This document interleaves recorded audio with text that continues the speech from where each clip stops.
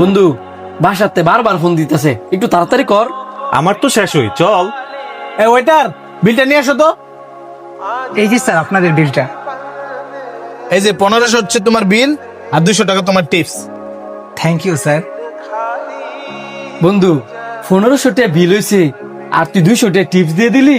বুঝোস না কেরে, আমার একটা প্রেস্টিজ আছে না। তারপরে বন্ধু 200 টাকা একটু বেশি দেলাইছস। তগরে খাওয়াই তা মানছি আমি, এত কথা গছ করে।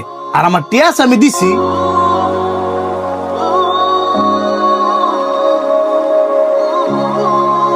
ভাই 10টা টাকা দেন, সেই সময় খাইতাম। দেন না ভাই দেন, আমরা 10টা টাকা দিলে আমি সেই সময় খামু। সাদা প্যান্ডের মধ্যে ময়লা ভরবো, স্যার কইতাছি। দেন না ভাই, এমন করেন কেরে?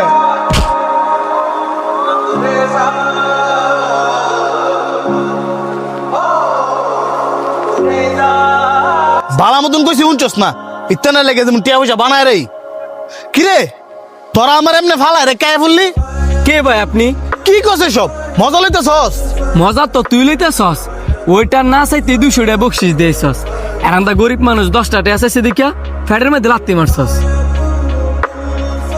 কি মনুষ্যত্ব তোর?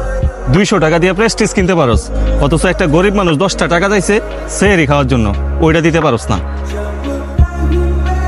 তোর তো অনেক টিয়া, এই টিয়ার মূল্য কি যদি গরিবের হকি মিটাইতে না পারস? কারে কি বলতাছস?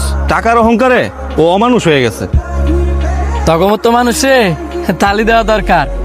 ওইটার ঘরে বেশি বেশি বকশিস দিবি, আর গরিব মানুষ টিয়া চাইলে ফ্যাটের মধ্যে লাত্তি মারবি।